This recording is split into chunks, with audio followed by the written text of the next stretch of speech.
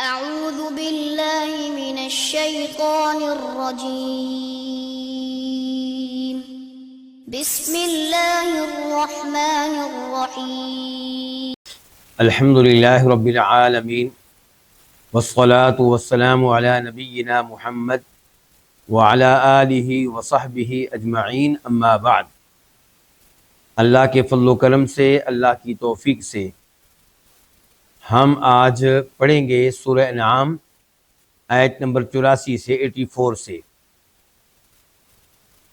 مجھے اور آپ کو یاد ہے کہ اس سے پہلی آیات میں تذکرہ ہو رہا تھا کس عظیم نبی کا؟ ابراہیم علیہ السلام کا، کہ کیسے کیسے انہوں نے توحید کے اثبات میں اور شرک کی تردید میں دلائل دیے، اور یہ دلائل انہوں نے اللہ کی توفیق سے دیے۔ یہ دلائل دینا ان پہ اللہ رب العزت کا انعام تھا۔ فرمایا وَتِلْكَ حُجَّتُنَا آتَيْنَاهَا إِبْرَاهِيمَ عَلَىٰ قَوْمِهِ، یہ ہمارے دلائل تھے، ہم نے ابراہیم علیہ السلام کو دیے جو انہوں نے اپنی قوم کے سامنے پیش کیے۔ اور پھر اللہ نے بتایا کہ ہم نے ابراہیم علیہ السلام کے درجات بلند کر دیے، کیونکہ انہوں نے اللہ کی راہ میں قربانیاں دی، اللہ کی توحید کے لیے محنت کی، شرک کا خاتمہ کرنے میں اپنا کردار ادا کیا۔ اللہ نے ان کے درجات بلند کر دیے، ان کی اولاد میں نبوت رکھ دی، اور اعلان ہو گیا کہ آئندہ جو بھی کتاب نازل ہوگی ان کی اولاد میں سے کسی نہ کسی نبی پہ نازل ہوگی۔ اب اس کے بعد ہم پڑھتے ہیں آیت نمبر 84، یہاں سے ہمارا آج کا درس ہے۔ اللہ تعالیٰ فرماتے ہیں وَوَهَبْنَا، واو الگ ہے اور وَهَبْنَا الگ ہے۔ واو کا معنی کیا؟ اور وَهَبْنَا ہم نے عطا کیا، ہم نے دیا، لہو اس کو، کس کو؟ ابراہیم علیہ السلام کو، اسحاق، کیا دیا؟ اسحاق، و یعقوب، اور یعقوب۔ کلن ہدینا، سب کو ہم نے ہدایت دی، ونوحا ہدینا من قبل، اور نوح کو ہم نے ہدایت دی من قبل، اس سے پہلے، ومن ذریتہ، اور اس کی اولاد میں سے داؤد کو اور سلیمان کو اور ایوب کو اور یوسف کو اور موسیٰ کو اور ہارون کو، وکذالک، اور اسی طرح، نجزی، ہم بدلہ دیتے ہیں، المحسنین، نیکوکاروں کو، احسان کرنے والوں کو۔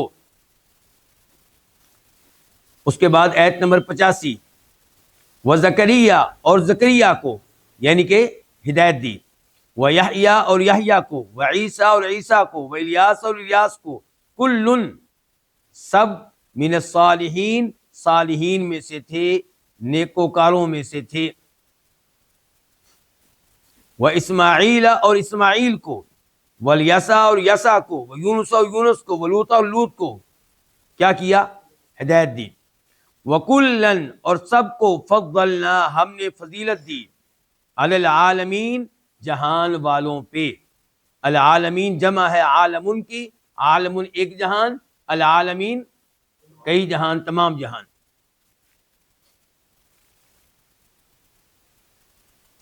ایک آیت اور ترجمہ پڑھ لیتے ہیں، پھر ایک ساتھ تفسیر کریں گے۔ وَمِنْ آبَائِهِمْ، آبا جمع ہے کس کی؟ ابن کی۔ ابن ایک باپ، آبا کئی باپ، باپ تو ایک ہی ہوتا ہے، مراد کیا ہے؟ باپ، دادا، پردادا۔ ذریہ کا معنی کیا ہوتا ہے؟ اولاد۔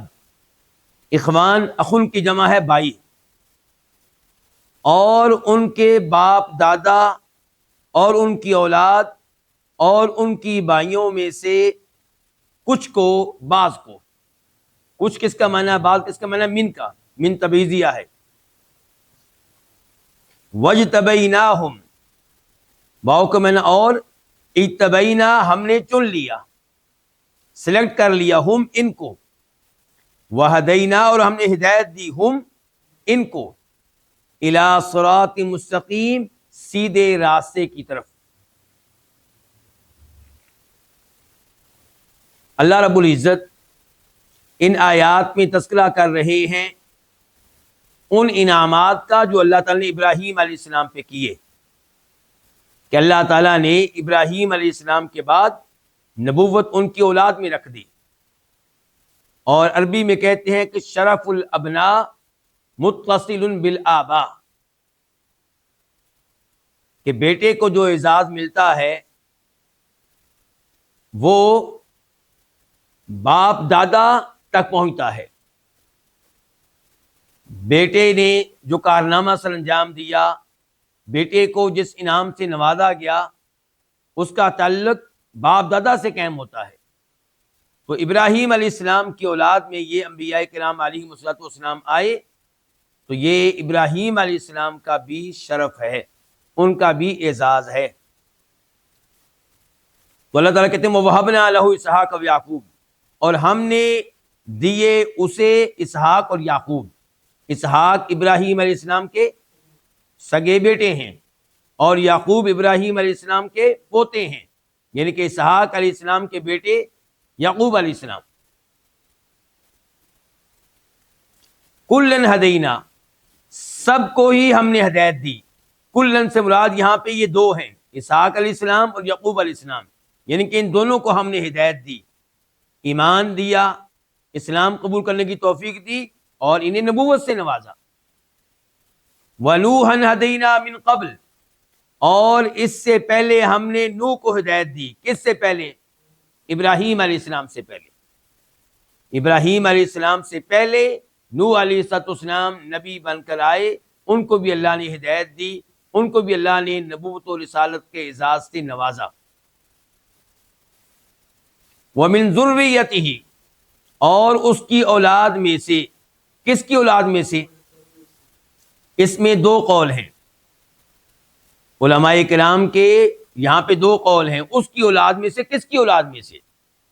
ایک قول یہ ہے کہ نوح علیہ السلام کی اولاد میں سے۔ اس قول کو امام طبری رحمہ اللہ نے اختیار کیا ہے، پسند کیا ہے۔ دلیل کیا ہے اس قول کی؟ کہ وَمِن ذُرِّيَّتِهِ سے پہلے جس شخصیت کا تذکرہ آیا ہے وہ نوح علیہ السلام ہے، اور ضمیر لوٹتی ہے اقرب کی طرف، اس قریبی ترین کی طرف جس کا تذکرہ پہلے ہوا ہوتا ہے۔ تو اس سے پہلے تذکرہ نوح علیہ السلام کا ہوا ہے، ابراہیم علیہ السلام کا تذکرہ تو کچھ پیچھے رہ گیا ہے۔ تو اس لیے وَمِن ذُرِّيَّتِهِ سے مراد کیا ہوگا کہ نوح علیہ السلام کی اولاد میں سے ہم نے ہدایت دی۔ کس کو؟ داؤد علیہ السلام کو، سلیمان علیہ السلام کو، یوسف علیہ السلام کو، یوسف علیہ السلام کو، موسیٰ علیہ السلام کو، ہارون علیہ السلام کو۔ دوسرا قول یہ ہے کہ وَمِن ذُرِّيَّتِهِ اس سے مراد ہے ابراہیم علیہ السلام، کہ ابراہیم علیہ السلام کی اولاد میں سے ہم نے ہدایت دی داؤد علیہ السلام کو، سلیمان علیہ السلام کو، یوسف کو، ایوب کو، موسیٰ کو، ہارون کو علیہم السلام۔ جو کہتے ہیں کہ یہاں پہ مراد ابراہیم علیہ السلام کی اولاد ہے، ان کے دلائل میں سے ایک واضح دلیل یہ ہے کہ یہاں پہ گفتگو کس کے بارے میں ہو رہی ہے؟ ابراہیم علیہ السلام کے بارے میں۔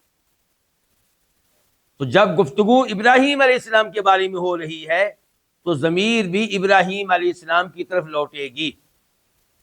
تو من ذریتہ سے مراد کیا ہوگا؟ ابراہیم علیہ السلام کی اولاد۔ یہ قول اختیار کرنے والوں میں ایک بڑی شخصیت امام زجاج رحمہ اللہ ہے۔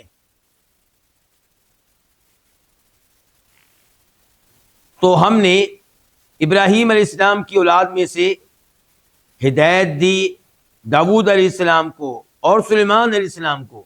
ان کا آپس میں کیا تعلق ہے؟ سلیمان بیٹے ہیں داؤد علیہ السلام کے، اور ایوب کو، یوسف کو، موسیٰ کو، ہارون کو۔ موسیٰ اور ہارون آپس میں کیا دونوں بھائی ہیں۔ وَكَذَلِكَ اور اسی طرح ہم بدلہ دیتے المحسنین نیکوکاروں کو، یعنی کہ جس طرح کا بدلہ ہم نے ان عظیم شخصیات کو دیا، اسی طرح کا بدلہ ہم کن کو دیا کرتے ہیں؟ نیکوکاروں کو۔ وَزَكَرِيَّا اور زکریا علیہ السلام کو ہم نے ہدایت دی، اور ان کے بیٹے یحییٰ کو، اور عیسیٰ علیہ السلام کو، اور الیاس کو۔ کل من الصالحین، یہ سب کے سب صالحین میں سے تھے، اللہ کے ولیوں میں سے تھے، نیک شخصیات میں سے تھے۔ واسماعیل اور ہم نے اسماعیل کو ہدایت دی۔ اسماعیل علیہ السلام ابراہیم علیہ السلام کے دوسرے بیٹے ہیں، پہلے تذکرہ آ چکا ہے ان کے بیٹے اسحاق کا، اب تذکرہ آیا ہے اسماعیل علیہ السلام کا۔ والیسع، اور یسع کو نبی کو ہم نے ہدایت دی، یونس کو اور لوط کو۔ وَكُلًّا فَضَّلْنَا عَلَى الْعَالَمِينَ، سب کو ہم نے فضیلت دی۔ یہ جتنی شخصیات ذکر ہوئی ہیں ان سب کو ہم نے فضیلت دی العالمین، جہان والوں پر، یعنی کہ ان کے اپنے زمانے کے لوگوں پر، ان کے اپنے زمانے کے تمام لوگوں پر ہم نے ان کو فضیلت دی، کیونکہ ان کو نبی بنایا، دوسرے نبی نہیں تھے۔ اس سے بڑی فضیلت کیا ہو سکتی ہے؟ وَمِنْ آبَائِهِمْ وَذُرِّيَّاتِهِمْ إِخْوَانِهِمْ، اور ان کے باپ دادا اور ان کی اولاد اور ان کے بھائیوں میں سے بھی کچھ کو ہم نے ہدایت دی، سب کو نہیں، کچھ کو ہم نے ہدایت دی۔ وَاجْتَبَيْنَاهُمْ، اور ہم نے ان کو چن لیا نبوت کے لیے، رسالت کے لیے، لوگوں کی رہنمائی کے لیے ہم نے ان کو چن لیا۔ وَهَدَيْنَاهُمْ إِلَىٰ صِرَاطٍ مُسْتَقِيمٍ، اور ہم نے ان کو ہدایت دی سیدھے راستے کی طرف۔ اس کے بعد آیت نمبر 88 ذَلِكَ هُدَى اللَّهِ، یہ اللہ کی ہدایت ہے، یہدی بِهِ مَن یشاء، اس حال میں کہ وہ ہدایت دیتا ہے بِهِ، اس کے ساتھ، مَن یشاء، جس کو چاہتا ہے، من عبادہ، اپنے بندوں میں سے۔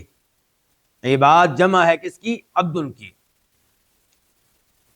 وَلَوْ أَشْرَكُوا، اور اگر یہ شریک کرتے، اور اگر یہ شریک بناتے، کس کا؟ اللہ تعالیٰ کا۔ یہ کون؟ یہ 18 انبیاء کرام علیہم السلام اور ان کے باپ دادا اور ان کی اولاد اور ان کے بھائی۔ اور اگر یہ شریک بناتے، ان کے اللہ تعالیٰ کے ساتھ اوروں کو شریک کرتے، لَحَبِطَ، البتہ ضائع ہو جاتے، باطل ہو جاتے، برباد ہو جاتے، عنہم، ان کے، ما کانوا یعملون، وہ اعمال جو یہ کیا کرتے تھے۔ اللہ رب العزت نے اس آیت کے پہلے حصے میں بتایا کہ یہ انبیاء کرام علیہم السلام، ان کو اللہ نے ہدایت دی، ایمان لانے کی توفیق دی، ان کے باپ دادا میں سے بھی کئی ایک کو، ان کی اولاد میں سے کئی ایک کو، اور ان کے بھائیوں میں سے کئی ایک کو۔ تو یہ اللہ کی ہدایت تھی، یہ اللہ کا ان کے اوپر کرم تھا، یہ اللہ کا ان کے اوپر فضل تھا۔ ایمان قبول کر لینا یہ میرے اوپر، آپ کے اوپر اللہ کا بہت بڑا انعام ہے، اور اس انعام کی قدر کرنی چاہیے۔ ہر وقت اس نعمت پہ اللہ کا شکر ادا کرنا چاہیے، اور وقتاً فوقتاً یہ کہتے رہنا چاہیے کہ الحمدللہ الذی ہدانا لہذا وما کنا لنہتدی لولا ان ہدانا اللہ، کہ ہم اللہ کی حمد و ثنا بیان کرتے ہیں جس نے ہمیں ایمان لانے کی توفیق دی۔ اگر اللہ تعالیٰ ہمیں ہدایت نہ دیتا تو ہم کبھی بھی ہدایت پہ نہیں آ سکتے تھے۔ تو یہ انبیاء کرام علیہ السلام، ان کا ہدایت پہ آنا یہ بھی اللہ کا فضل ہے، یہ بھی ان کا کمال نہیں، یہ بھی اللہ کا انعام ہے، اللہ کا فضل و کرم ہے۔ فرمایا یہدی بہ من یشاء من عبادی، ہدایت چونکہ اس کا مالک ہے کون؟ اللہ رب العزت، تو اللہ تعالیٰ اس نعمت کے ساتھ جس کو چاہتا ہے نوازتا ہے۔ یقین جانے میں اور آپ خوش نصیب ہیں کہ اللہ نے مجھے اور آپ کو اس نعمت کے ساتھ نواز رکھا ہے۔ اس لیے چھوٹی موٹی دنیاوی پریشانیاں آئیں تو ان کی وجہ سے کبھی بھی آپ کے دل میں اللہ کے بارے میں بدگمانی نہیں آنی چاہیے۔ ہمیشہ یہ سوچنا چاہیے کہ اربوں کافر ہیں جو اس نعمت سے محروم ہیں، اور اللہ نے مجھے اس نعمت سے نواز رکھا ہے۔ اور پھر اللہ سے یہ دعا کرنی چاہیے کہ یا اللہ اس نعمت پہ قائم و دائم رکھنا، اور خاتمہ اس نعمت کے اوپر ہو۔ اس آیت کے دوسرے حصے میں اللہ رب العزت نے وارننگ دی ہے، تنبیہ فرمائی ہے کہ اگر یہ سارے کے سارے اللہ تعالیٰ کے ساتھ عبادت میں کسی اور کو شریک کرتے تو ان کی ساری نیکیاں ضائع ہو جانی تھی، ان کی ساری عبادات، ان کی ساری نمازیں، ان کی ساری تلاوتیں، ان کے اذکار سب ضائع ہو جاتے. انبیاء کرام علیہ السلام کی طرف سے شرک کا کوئی خطرہ نہیں ہے، لیکن اللہ رب العزت ان کے بارے میں تنبیہ جاری کر کے مجھے، آپ کو اور ہمارے جیسے لوگوں کو خبردار کرتے ہیں کہ شرک کے معاملے میں کسی کے ساتھ کوئی نرمی نہیں ہوگی. اگر کوئی شرک کے اوپر فوت ہوا تو پھر کسی نرمی کی امید نہ رکھے. اللہ تعالیٰ فرماتے ہیں سورہ زمر میں وَلَقَدْ أُوحِيَ إِلَيْكَ وَإِلَى الَّذِينَ مِن قَبْلِكَ لَئِنْ أَشْرَكْتَ لَيَحْبَطَنَّ عَمَلُكَ وَلَتَكُونَنَّ مِنَ الْخَاسِرِينَ کہ اے نبی علیہ السلام آپ کی طرف وحی کی گئی ہے، اور آپ سے پہلے انبیاء کرام علیہ السلام کی طرف وحی کی گئی تھی. ہر ایک سے یہ کہا گیا تھا کہ اگر تو نے اللہ تعالیٰ کے ساتھ کسی اور کو شریک کیا، تیری ساری محنتیں، تیرے سارے اعمال ضائع ہو جائیں گے اور تو ہمیشہ ہمیشہ کے لیے خسارہ پانے والوں میں سے ہو جائے گا. تو اس لیے مجھے اور آپ کو ہمیشہ اپنے آپ کو شرک سے بچانے کی فکر کرنی چاہیے، اور اپنی اولاد کو، رشتہ داروں کو شرک سے بچانے کی فکر کرنی چاہیے. آیت نمبر 89 اولئک، یہی وہ لوگ ہیں، الذین آتیناہم، جن کو ہم نے دی، آتینا ہم نے دی، کیا دی؟ الکتاب، کتاب. یہاں پہ مراد ہے جن سے کتاب، ان کے ایک کتاب مراد نہیں، سب وہ کتابیں مراد ہیں جو ان انبیاء کرام علیہ السلام کو ملی. والحکمہ، اور ہم نے ان کو کیا دیا؟ حکم دیا. مراد علم، فیصلہ کیسے کرنا ہے لوگوں کے درمیان، لوگوں کے مابین حکمرانی کیسے کرنی ہے، یعنی کہ شریعت وغیرہ دی. والنبوہ، اور نبوت دی. فَإِن يَكْفُرْ، پس اگر یہ کفر کریں، بہا، ان چیزوں کا، بہا ضمیر کدھر جا رہی ہے؟ بہا سے مراد یہ تین چیزیں ہیں. ان کتابوں کا، اس حکم کا، اس نبوت کا انکار کریں، نہ مانیں. ہا اولائی، یہ لوگ، ہا اولائی، یہ کون؟ ان کے کفار قریش. فقط، پس تحقیق، وکلنا، ہم نے مقرر کر دیا ہے، بہا، اس پہ، ان چیزوں پہ، یعنی کہ ان تین چیزوں پہ، قومن، ایسے لوگوں کو، لیسو بہا بکافرین، جو ہرگز نہیں ہے ان کے ساتھ کفر کرنے والے. لیسو، نہیں ہے، بہا، ان چیزوں کے ساتھ، بکافرین، کفر کرنے والے. بکافرین کی بات زیادہ ہے توکید کے لیے، ہرگز نہیں ہے ان چیزوں کے ساتھ کفر کرنے والے. اس آیت میں اللہ رب العزت نے وعدے کیا کہ ان لوگوں کو کتاب دی ہم نے،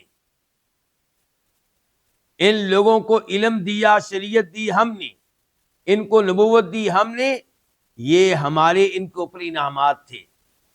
اور آج کل کے لوگوں پہ واجب ہے کہ وہ ایمان لائیں ان انبیاء کرام علیہ السلام پہ اور ان پہ نازل ہونے والی کتابوں پہ.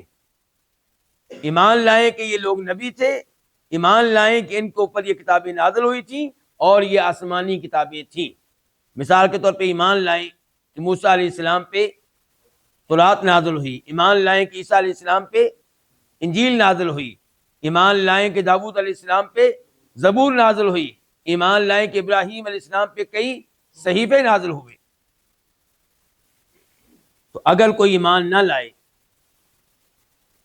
تو اللہ تعالیٰ کہتے ہیں اللہ کو کوئی پرواہ نہیں ہے. ساری دنیا بھی کافر ہو جائے تو اللہ کو کوئی پرواہ نہیں ہے. تو اگر یہ ایمان نہیں لاتے آسمانی کتابوں پہ، اور ان میں قرآن کریم بھی داخل ہے، اگر یہ نہیں ایمان لاتے اللہ کی طرف سے نازل ہونے والی شریعتوں پہ، اللہ کی طرف سے نازل ہونے والی نبوتوں پہ، تو اللہ تعالیٰ کہتے ہیں ہم نے ان چیزوں پہ ایمان لانے کے لیے ایسے لوگ تیار کیے ہیں کہ جو کسی بھی شکل میں ان چیزوں کا انکار کرنے والے نہیں ہیں، ان چیزوں کے ساتھ کفر کرنے والے نہیں ہیں. فقد وکلنا بہا قومن، قومن سے مراد کون ہے اور ہا اولائی سے مراد کون ہے؟ ہا اولائی سے مراد بتا چکا ہوں کون ہے؟ کفار قریش. کہ اگر یہ لوگ ایمان نہیں لاتے آپ پہ اور پہلے نبیوں پہ اور آسمانی کتابوں پہ، تو اللہ نے ان پہ ایمان لانے کے لیے مقرر کر دیا ایسے لوگوں کو جو بالکل کفر کرنے والے نہیں ہیں۔ یہ کون ہے؟ قومن۔ تو ایک قول یہ ہے کہ اس سے مراد مہاجرین و انصار، صحابہ کرام اور بعد میں آنے والے مسلمان ہیں جو قیامت تک آئیں گے۔ اور دوسرا یہ ہے کہ اس سے مراد انبیاء کرام علیہ السلام ہے، کہ اگر یہ لوگ نہیں ایمان لاتے ان تین چیزوں پہ تو اللہ نے ان پہ ایمان لانے کے لیے ایسے لوگوں کو مقرر کر دیا ہے جو کسی بھی شکل میں کفر کرنے والے نہیں تھے، اور کون؟ انبیاء کرام علیہ السلام۔ آیت نمبر 90 اولئک الذین ھدی اللہ، یہی وہ لوگ ہیں جن کو اللہ نے ہدایت دی۔ فَبِہُدَاہُمْ، یہ کتنے الفاظ ہیں؟ 3 الفاظ۔ فا کا معنی کیا ہو جائے گا؟ تو، پس، بِہُدَاہُمْ، بلکہ یہ 4 الفاظ ہیں۔ فا الگ ہے، با الگ ہے، ہدا الگ ہے، اور ہم الگ ہے۔ پس ان کی ہدایت کی، پس ان کی ہدایت کی، اقتدا یقتدی سے آپ پیروی کریں، آپ اقتدا کریں۔ اور یہ جو آخر میں ہا ضمیر ہے اقتدی، یہ کدھر لوٹ رہی ہے؟ اس سے مراد کیا چیز ہے یہ آپ لوگ بتائیں گے جی۔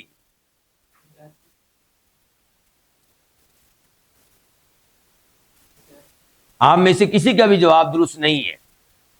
یہ جو ہا ضمیر ہے اس کا کوئی ترجمہ نہیں کیا جائے گا۔ یہ ہا ہے وقف کے لیے، جس کو عربی میں کہتے ہیں ہا السکتی، جیسے اللہ تعالیٰ فرماتے ہیں سورہ قاریہ میں وما ادراک ما ہی، آپ کو کیا معلوم کہ ما ہی یہ کیا ہے؟ اب لفظ کیا ہے؟ ما کیا ہے؟ ہیا یہ، لیکن ہیا کے بعد یا کے بعد ہا بھی ہے، اور یہ جو ہا ہے اس کا کوئی ترجمہ نہیں ہے۔ یہ عربوں کا کسی لفظ پہ وقف کرنے کا، ٹھہرنے کا ایک اسلوب اور انداز ہے۔ یعنی کہ اقتدی اگر آخر میں ہا نہ ہوتی تو اقتدی دال کے اوپر وقف کرنا اور ٹھہرنا یہ ذرا عجیب سا ہوتا، اس لیے آخر میں کیا لائے گی؟ ہا۔ جیسے عربی یہ بھی کہتے ہیں کیوں، لما۔ اب لما، لام میم کا معنی ہے کیوں، لیکن آخر میں ہا بھی لے کر آتے ہیں رکنے کے لیے، لما۔ تو اس قسم کی یہ ہا ہے۔ مجھے امید ہے کہ آپ سمجھ گئے ہوں گے کہ اس کا ترجمہ نہیں ہے۔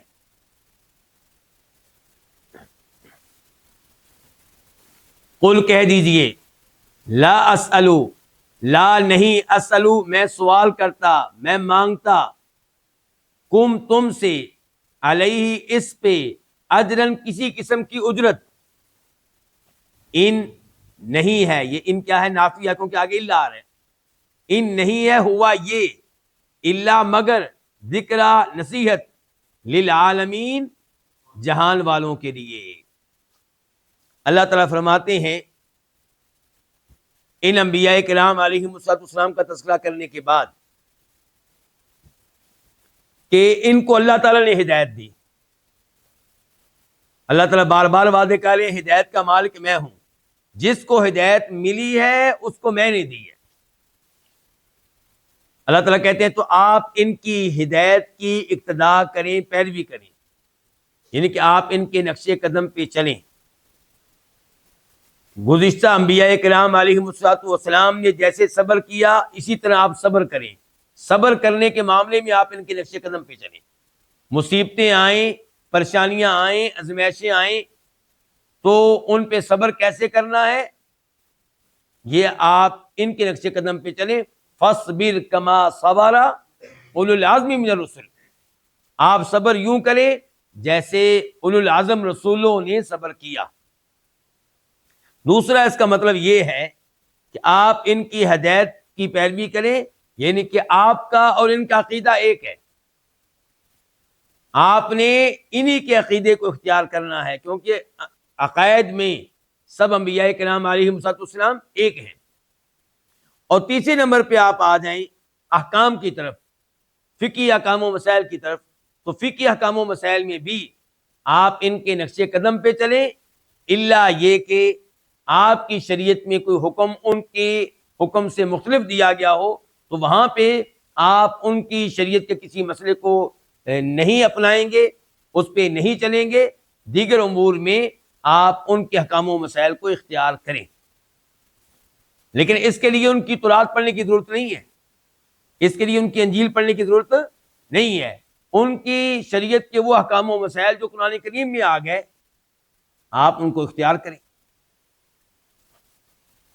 یہاں پہ ایک حدیث آپ کے سامنے رکھنا چاہوں گا جسے امام بخاری رحمہ اللہ روایت کرتے ہیں، اور حدیث کے راوی ہیں امام مجاہد رحمہ اللہ۔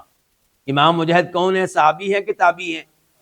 تابعی ہیں۔ عبداللہ ابن عباس رضی اللہ عنہما کے ایک نمایاں اور بڑے اور عظیم شاگرد ہیں۔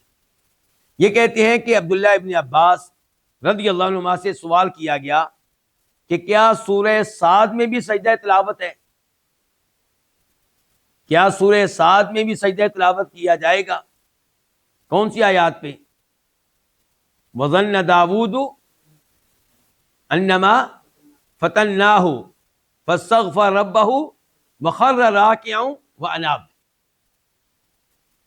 تو یہ سوال کس سے کیا جا رہا ہے؟ عبداللہ ابن عباس رضی اللہ عنہما سے۔ تو انہوں نے ان آیات کی تلاوت کی، یہاں سے آغاز کیا جہاں سے آج ہمارے درس کا آغاز ہوا تھا کہ وَوَهَبْنَا لَهُ إِسْحَاقَ وَيَعْقُوبَ، اور پھر یہ آیت بھی پڑھی جو ابھی ہم پڑھ رہے ہیں، یعنی کہ آیت نمبر 84 سے لے کر 90 تک، 84 سے لے کے 90 تک کی تلاوت کی، اور کہا کہ داود علیہ السلام کا نام ان انبیاء کرام علیہم السلام میں شامل ہے، داخل ہے، جن کے بارے میں اللہ نے کہا ہے فَبِهُدَاهُ مُقْتَدِهْ، آپ ان کے نقش قدم پہ چلیں، آپ ان کی ہدایت کی پیروی کریں۔ اور داود علیہ السلام کے بارے میں سورہ صاد میں اللہ تعالیٰ بتا رہے ہیں کہ انہوں نے سجدہ کیا، تو اس لیے تمہارے نبی نے سجدہ کیا اور ہمیں سجدہ کرنا چاہیے علیہ الصلاۃ والسلام۔ قل کہہ دیجئے اے نبی علیہ السلام، آپ ان مشرکین عرب سے کہہ دیجئے، اپنی اس امت سے کہہ دیجئے جن کی طرف آپ کو بھیجا گیا ہے کہ میں تم سے کوئی سوال نہیں کرتا علیہ اس قرآن سنانے پہ، اس قرآن کی تلاوت پہنچانے پہ، اس قرآن کی تعلیم دینے پہ کسی قسم کی اجرت کا سوال نہیں کرتا۔ میں تمہیں فری میں اللہ کا کلام پہنچا رہا ہوں، سنا رہا ہوں، سمجھا رہا ہوں۔ ان ہوا الا ذکر للعالمین، اور یہ قرآن جہان والوں کے لیے صرف اور صرف ایک نصیحت ہے، تو اس سے فائدہ اٹھانا چاہیے۔ اللہ کا کلام، اللہ کی طرف سے آئی ہوئی نصیحت، اسی میں نجات ہے، اسی میں سعادت ہے، اسی میں کامیابی ہے۔ اب ہم بڑھتے ہیں آیت نمبر 91 کی طرف، 91۔ وما قدر اللہ حق قدری، اور انہوں نے اللہ کی قدر نہیں کی جو اس کی قدر کا حق ہے، انہوں نے اللہ کی تعظیم نہیں کی جو اس کی تعظیم کا حق ہے۔ اذ جب، قالو انہوں نے کہا، ما نہیں، انزل اللہ اللہ نے اتارا، علی بشر کسی بھی بشر پہ، انسان پہ، من شیئن کچھ بھی، یہ من زائدہ ہے، کوئی بھی چیز اللہ نے کسی بشر پہ نہیں اتاری۔ قل آپ کہہ دیں، من کس نے، انزل اتاری، الکتاب وہ کتاب، الذی جاء بہ جس کو لے کر آئے موسیٰ علیہ السلام، نوراً اس حال میں کہ وہ نور تھی، روشنی تھی، وہدن اور ہدایت تھی، للناسی لوگوں کے لیے، تجعلونہ تم اس کو بناتے ہو، قراطیس اوراق کی صورت میں، تم اس کو بناتے ہو، اس کو رکھتے ہو اوراق کی صورت میں۔ قراطیس کرتاس کی جمع ہے، ورق، کاغذ۔ تبدونہا جن کو تم ظاہر کرتے ہو، تبدونہا ہا ضمیر کی طرف لوٹ رہی ہے قراطیس کی طرف، جن قراطیس کو، جن اوراق کو تم ظاہر کرتے ہو، وتخفون اور تم چھپاتے ہو، مخفی رکھتے ہو، کشیدہ رکھتے ہو، کثیراً بہت سے، ان کے بہت سے اوراق کو۔ وعلمتم، اور تمہیں علم دیا گیا، تمہیں سکھایا گیا، ما لم تعلموا، جو نہیں معلوم تھا، انتم تمہیں، ولا آباؤکم، اور نہ تمہارے باپ دادا کو۔ قل، کہہ دیجیے، اللہ، اللہ تعالیٰ نے۔ یہ جواب ہے کس سوال کا؟ وہ جو شروع میں تھا، من انزل الکتاب، کہ کتاب کس نے نازل کی ہے۔ ثم، پھر، ذر، آپ چھوڑ دیں، آپ رہنے دیں، ہم ان کو، فی خوضہم یلعبون، اپنی مشغولیت میں، اپنی فضول بحث میں، یلعبون، وہ کھیلتے رہیں۔ اس آیت کی تفسیر کرنے سے پہلے سوال یہ ہے کہ اس آیت میں اللہ تعالیٰ گفتگو کن کے بارے میں کر رہے ہیں؟ یہ جو اللہ نے کہا ہے کہ انہوں نے اللہ کی قدر نہیں کی جیسا کہ اللہ کی قدر کرنے کا حق ہے، یہ گفتگو کن کے بارے میں؟ اس بارے میں علماء تفسیر کے دو قول ہیں۔ پہلا قول یہ ہے کہ یہ گفتگو یہودیوں کے بارے میں ہے، کہ یہودیوں نے اللہ کی قدر نہیں کی جیسے اللہ کی قدر کرنے کا حق ہے، خصوصاً اس موقع پہ جب انہوں نے یہ دعویٰ کر دیا کہ اللہ نے تو آج تک کسی بشر پہ کوئی کتاب نازل ہی نہیں کی، کوئی وحی نازل ہی نہیں کی۔ اللہ نے کہا اگر یہ بات ہے تو بتاؤ وہ تورات جو موسیٰ علیہ السلام پہ نازل ہوئی تمہارے نبی پہ، جو آج بھی تم سنبھال کر رکھتے ہو، مختلف اوراق کی شکل میں رکھتے ہو، ان اوراق کو ظاہر کرتے ہو لیکن بہت سے اوراق چھپا لیتے ہو، جن میں حق ہوتا ہے جو تم لوگوں کے سامنے ظاہر نہیں کرنا چاہتے، وہ اوراق تم چھپا لیتے ہو۔ تو بتاؤ یہ کتاب کس نے نازل کی تھی؟ فرمایا اے نبی علیہ الصلوۃ والسلام، آپ نے ان کی طرف سے جواب کا انتظار نہیں کرنا، جواب ہم آپ کو بتا دیتے ہیں۔ اللہ، کس نے؟ اللہ نے نازل کی تھی۔ یہ سوال کرنے کے بعد، یہ جواب دینے کے بعد آپ ان کو ان کی حالت پہ چھوڑ دیں، آپ نے تبلیغ کا حق ادا کر دیا، وہ اپنے باطل میں لگے رہیں، اپنی فضول بحث میں لگے رہیں، دین کا مذاق اڑاتے رہیں، اللہ ان کا حساب کرے گا۔ یہ تھا پہلا قول۔ پہلا قول کیا تھا کہ یہ آیت کن کے بارے میں نازل ہوئی ہے؟ یہودیوں کے بارے میں۔ دوسرا قول یہ ہے کہ یہ آیت نازل ہوئی ہے مشرکین عرب کے بارے میں، اور یہ دوسرا قول وہ قول ہے جس کو اختیار کیا امام طبری نے اور امام ابن کثیر نے۔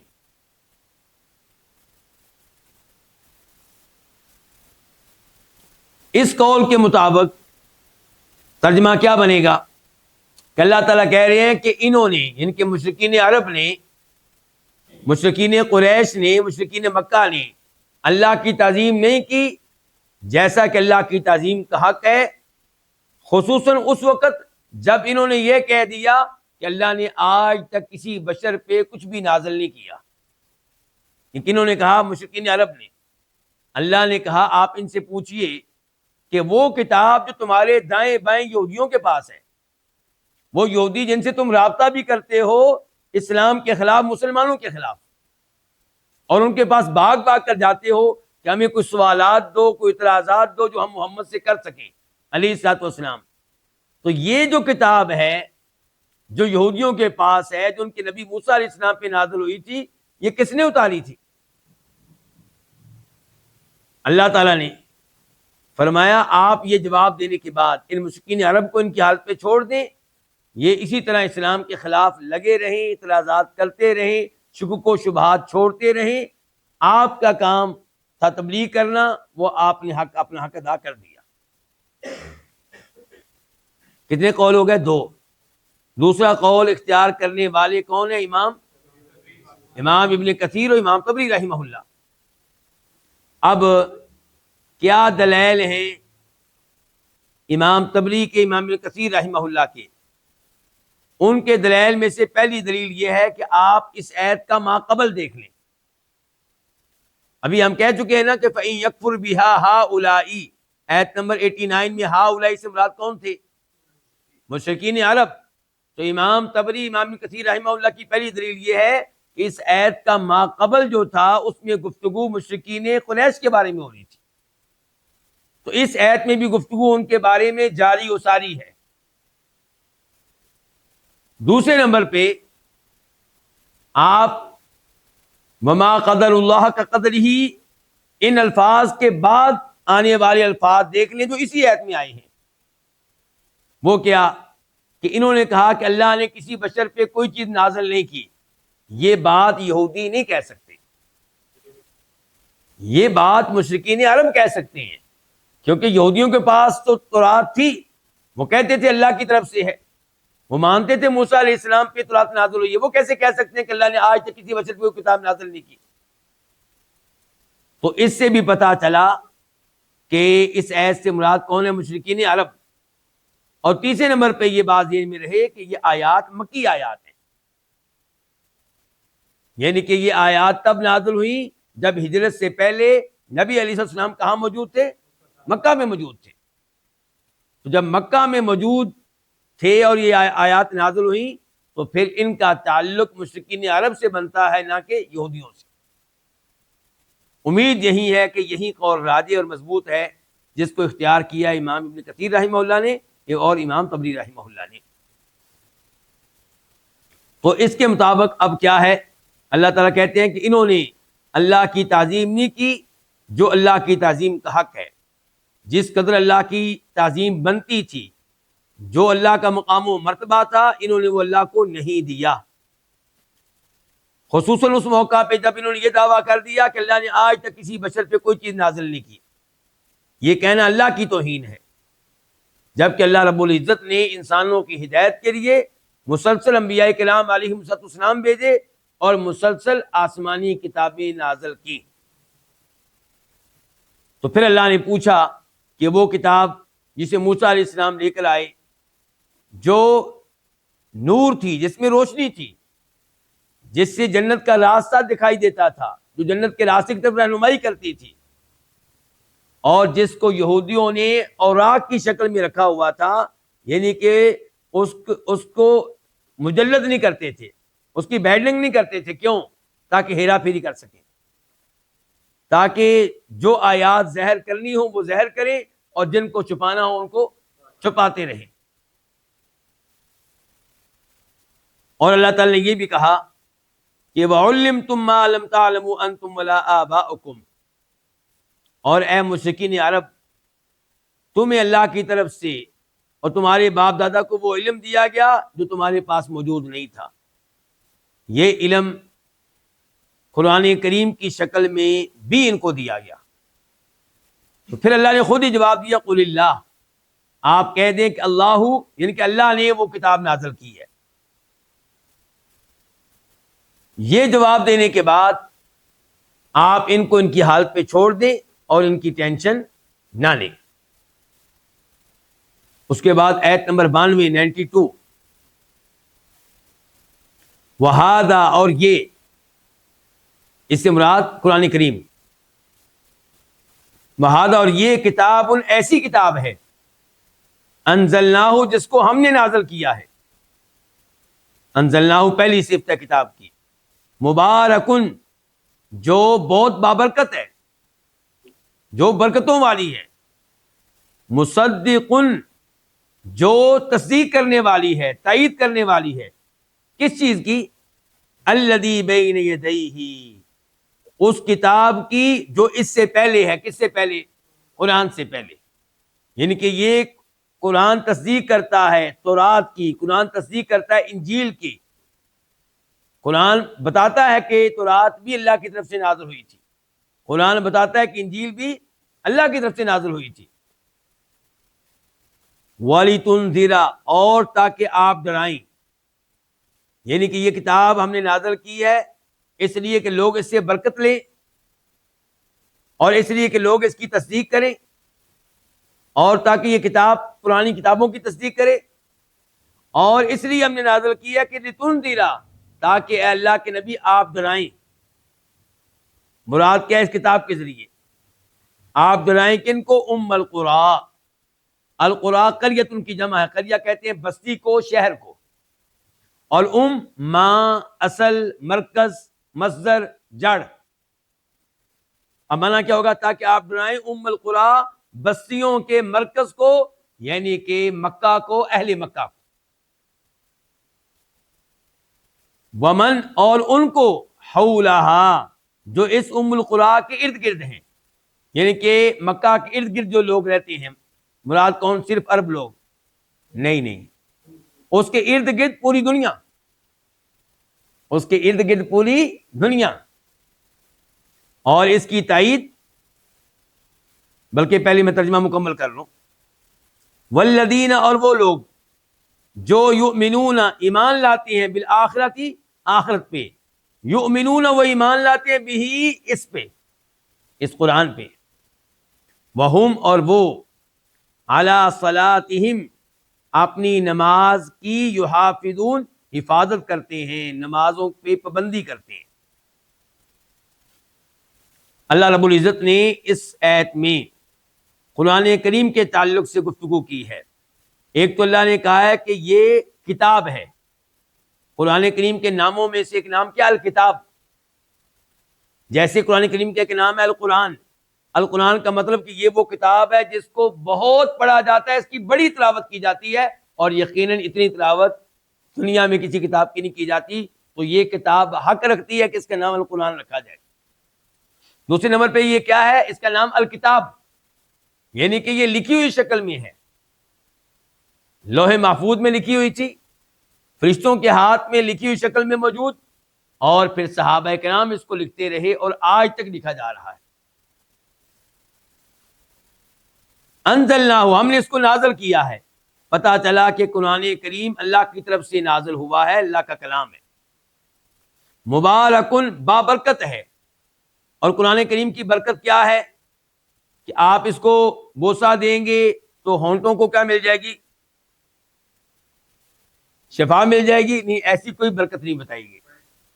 قرآن کریم سے برکت لینے کا طریقہ کیا ہے کہ آپ اس کی تلاوت کریں گے، اجر و ثواب ملے گا، تلاوت کریں گے اللہ کی رحمتیں نازل ہوں گی، تلاوت کریں گے اللہ کی طرف سے سکینت آپ کو ڈھانک لے گی، تلاوت کریں گے ایک حرف پہ 10 نیکیاں ملیں گی، تلاوت کر کے سمجھیں گے آپ کو ہدایت ملے گی، جنت کا راستہ معلوم ہوگا، آپ کو پتا چلے گا ہدایت کیا ہے، گمراہی کیا ہے، خیر کیا ہے، شر کیا ہے، حق کیا ہے، باطل کیا ہے۔ یہ اس کی برکت ہے۔ یہ روز قیامت آپ کے حق میں شفاعت کرے گا، سورہ بقرہ آپ کے حق میں شفاعت کرے گی، سورہ آل عمران آپ کے حق میں شفاعت کرے گی۔ قرآن کریم کی کیا ہے؟ برکت ہے۔ یہ کتاب تصدیق کرنے والی ہے پہلی کتابوں کی۔ تصدیق کا ایک انداز تو یہ ہے کہ قرآن بتاتا ہے کہ تورات بھی آسمانی کتاب ہے، انجیل بھی آسمانی کتاب ہے، داؤد علیہ السلام کی زبور آسمانی کتاب ہے، ابراہیم علیہ السلام کے صحیفے اللہ کی طرف سے نازل ہوئے۔ اور تصدیق کا دوسرا انداز یہ ہے کہ ان کتابوں میں بتایا گیا تھا کہ آخری نبی آئیں گے اور ان کی یہ علامات ہوں گی، یہ نشانیاں ہوں گی۔ تو قرآن کریم جب نبی علیہ السلام پہ نازل ہو گیا تو ان آسمانی کتابوں کی تصدیق و تائید ہو گئی، ان میں بتائے گئے اوصاف علامات کے مطابق نبی آیا۔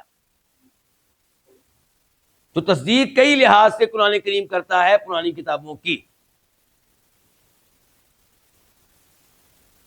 وَلِتُنذِرَ أُمَّ الْقُرَىٰ، اور یہ کتاب نازل کرنے کا ایک مقصد یہ ہے کہ آپ اہل مکہ کو ڈرائیں، وارننگ دیں، تبلیغ کریں، اللہ کی توحید ان تک پہنچائیں، شرک کے انجام سے ان کو آگاہ کریں۔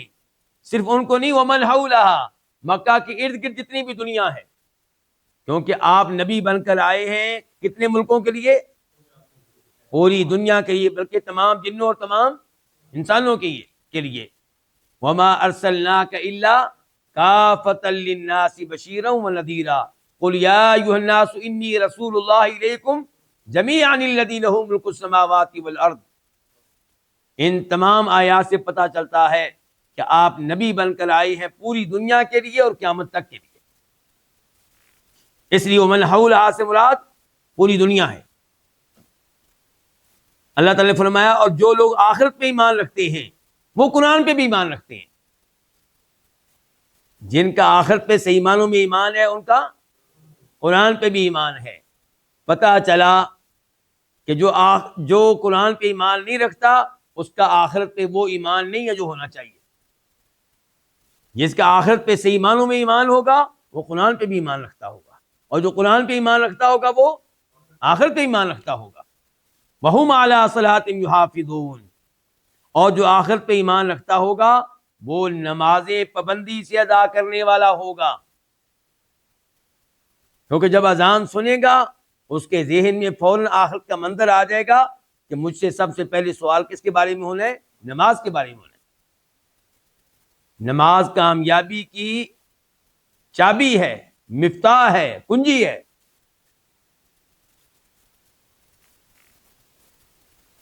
آیت نمبر 93 اللہ تعالیٰ فرماتے ہیں وَمَنْ أَظْلَمُ، اور کون زیادہ ظالم ہوگا، ممن، یہ دو الفاظ ہیں من اور من، اس شخص سے بڑھ کر. اس شخص سے بڑھ کر کون ظالم ہوگا؟ افطرا، جس نے جھوٹ باندھا، جھوٹ گڑا. افطرا، جس نے باندھا علی اللہ، اللہ تعالیٰ پہ کذباً، کسی قسم کا جھوٹ. او قال، یا جس نے کہا اوحی الیہ، میری طرف وحی کی گئی ہے، ولم، بحالیہ، جبکہ لم یوحا، نہیں وحی کی گئی، الیہ، اس کی جانب، شیئن، کچھ بھی، کسی قسم کی کوئی چیز. ومن قال، اور جس نے کہا، یہ من کا عطف ہے پچھلے من پہ، یعنی کہ اور اس سے بڑھ کر ظالم کون ہوگا، جس نے کہا سأنزل، سین کا معنی کیا؟ ان قریب، جلد ہی. انزلو، میں نازل کروں گا، مثل ما انزل اللہ، اس طرح کا کلام جس طرح کا کلام اللہ نے نازل کیا ہے. ولو ترا، اور کاش آپ دیکھیں، لو کا معنی کیا؟ کاش، ترا آپ دیکھیں، اذ، اس وقت، الظالمون، جب یہ ظالم، فی غمرات الموت، موت کی سختیوں میں ہوں گے. غمرات، سختیاں. والملائکۃ، جب کہ فرشتے، واو حالیہ ہے، جب کہ فرشتے، باسطو، پھیلانے والے ہوں گے، پھیلائے ہوئے ہوں گے، ایدیہم، اپنے ہاتھ. ایدی جمع ہے کس کی؟ یدن کی. اپنے ہاتھ پھیلائے ہوئے ہوں گے اور کیا کہہ رہے ہوں گے؟ اخرجو، تم نکالو، انفسکم، اپنی جانیں، اپنی روحیں. انفس جمع ہے کس کی؟ نفسن کی.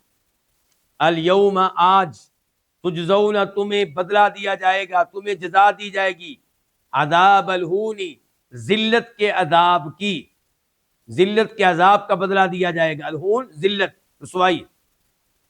بما کنتم تقولون، یہ ما مصدریہ ہے اور با سببیہ، اس وجہ سے کہ تم کہتے تھے علی اللہ، اللہ تعالیٰ کے اوپر، غیر الحق، نحق، یعنی کہ نحق باتیں. وَقُلْتُمْ، اور تم تھے، عن آیاتی، اس کی آیتوں سے. کس کی آیتوں سے؟ اللہ تعالیٰ کی آیتوں سے. تستکبرون، بہت بڑے بنتے تھے. اس آیت نمبر 93 میں 93 میں اللہ تعالیٰ فرما رہے ہیں کہ اس انسان سے بڑا ظالم کوئی نہیں ہوگا جو جھوٹ باندھے اللہ تعالیٰ پہ. اگر میں ایک انسان پہ جھوٹ باندھوں تو یہ بھی بہت بڑا جرم ہے، بہت بڑا گناہ ہے. اور اگر میں نبی علیہ الصلوۃ والسلام پہ جھوٹ باندھوں اور آپ کی طرف وہ بات منسوب کروں جو آپ نے نہیں کہی، یہ بھی بہت بڑا جرم ہے. اللہ کے نبی فرماتے ہیں علیہ الصلوۃ والسلام، جو میرے اوپر جان بوجھ کر جھوٹ باندھے وہ اپنا ٹھکانہ جہنم میں بنا لے، لیکن جو اللہ پہ جھوٹ باندھے، خالق کائنات پہ، اس سے بڑا ظالم کون ہوگا؟ مثال کے طور پہ یہ کہے کہ اللہ تعالی نے مجھے نبی بنایا ہے، یا یہ کہے کہ فلاں بزرگ جو ہیں ان کی بھی عبادت کرنی چاہیے، وہ عبادت میں اللہ تعالیٰ کے شریک ہیں. اس کا مطلب یہ ہے کہ یہ اللہ تعالیٰ نے اتھارٹی دی ہے اس بزرگ کو کہ ان کی عبادت کی جائے، یا اپنی طرف سے اس چیز کو حلال قرار دے جس کو اللہ نے حرام قرار دیا، یا اس چیز کو حرام قرار دے جس کو اللہ نے حرام قرار دیا. یہ سب شکلیں اور صورتیں ہیں اللہ تعالیٰ پہ جھوٹ باندھنے کی، اور یہ سب بڑے بڑے جرائم ہیں. اللہ نے کہا اس سے بڑا ظلم کیا ہوگا. او قال اوحی الی ولم یوحی الی شیء، اور اس سے بڑا ظلم بھی کوئی نہیں ہے کہ انسان یہ کہے کہ میری طرف وحی نازل ہوتی ہے جبکہ اس پہ کسی قسم کی کوئی وحی نازل نہ کی گئی ہو. مثال کے طور پہ مسلمہ کذاب کا دعویٰ کرنا. ایک شخص تھا اسود انسی، اس نے بھی دعویٰ کیا تھا نبی ہونے کا، اور پھر بعد میں مرزا غلام قادیانی اور اس قسم کے کئی لوگ آئے جنہوں نے دعویٰ کیا کہ ہمارے اوپر وحی نازل ہوتی ہے. تو یہ اس لائق نہیں ہے کہ ان پہ ایمان لایا جائے، بلکہ ان کے بارے میں یہ ایمان ہونا چاہیے کہ ان سے بڑا ظالم کوئی نہیں ہے، ان سے بڑا کافر کوئی نہیں ہے. وَمَنْ قَالَ سَأُنزِلُ مِثْلَ مَا أَنزَلَ اللَّهُ، اور اس سے بھی بڑا ظالم کوئی نہیں ہے جو یہ کہے کہ ان قریب ایسا کلام میں اتاروں گا، میں لاؤں گا جیسا کلام تم دعویٰ کرتے ہو کہ اللہ نے اتارا ہے. یہ اشارہ ہے ان لوگوں کی طرف جو مذاق اڑاتے تھے قرآن کریم کا، مذاق اڑاتے تھے نبی علیہ الصلوۃ والسلام کا، اور کہتے تھے لو نشاء لقلنا مثل هذا، اگر ہم چاہیں تو ہم بھی ایسا کلام پیش کر سکتے ہیں.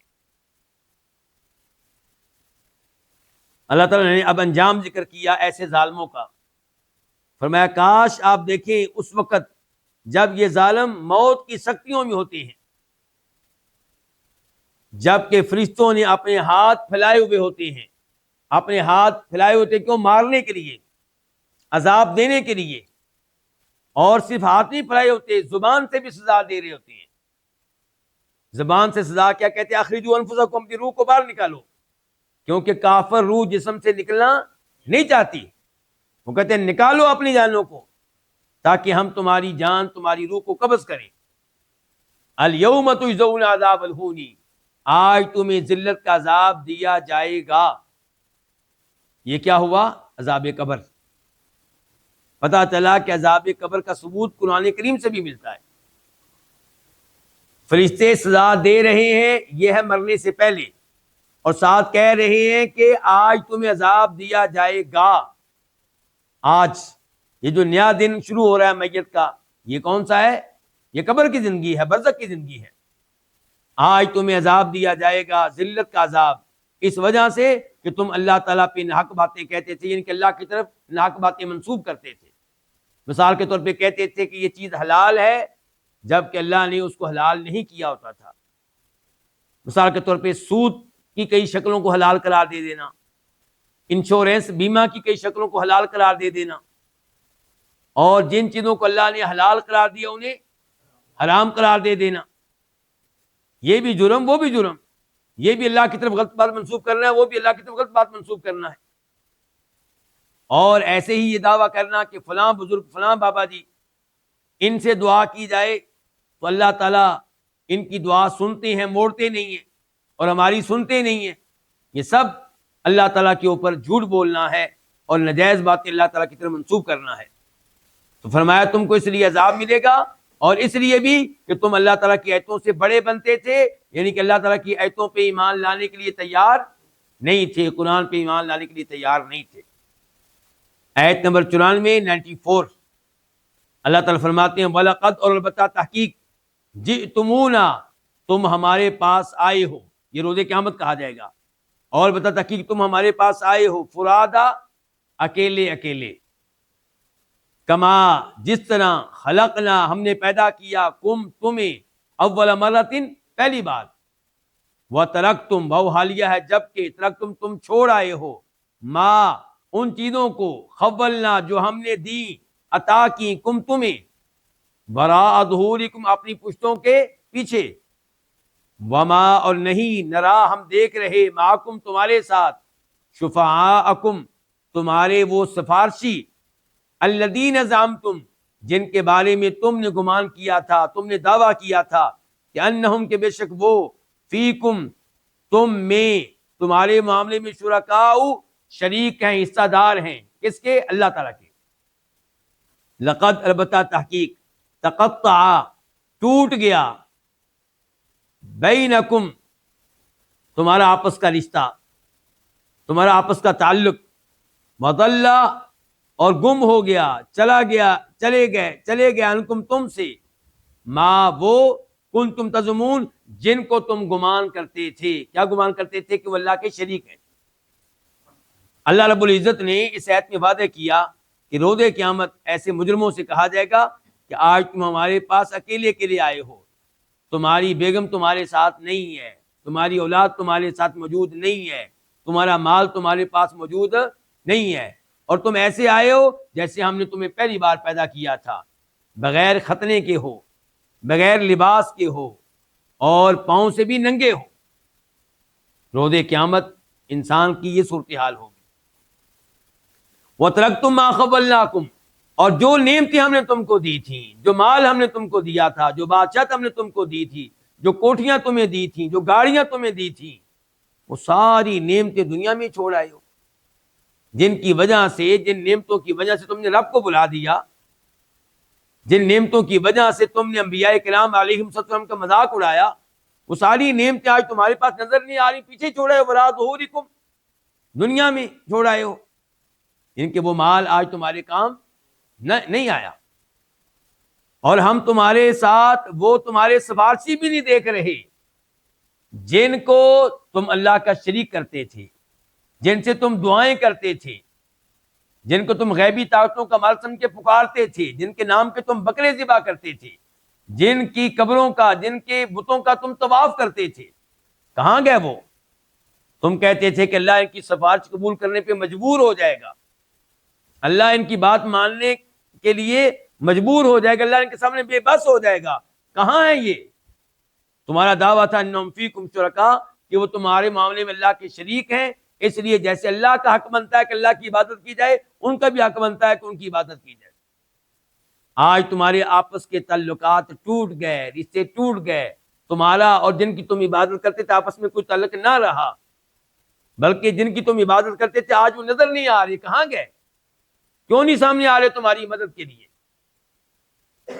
اللہ رب العزت سے دعا ہے کہ اللہ تعالی ہمیں قرآن حکیم اسی طرح ذوق و شوق سے پڑھنے کی توفیق عنایت فرمائے اور اس سے ہدایت لینے کی توفیق عنایت فرمائے، اور اللہ ایسی مجالس کو ہماری نجات کا سبب اور ذریعہ بنائے۔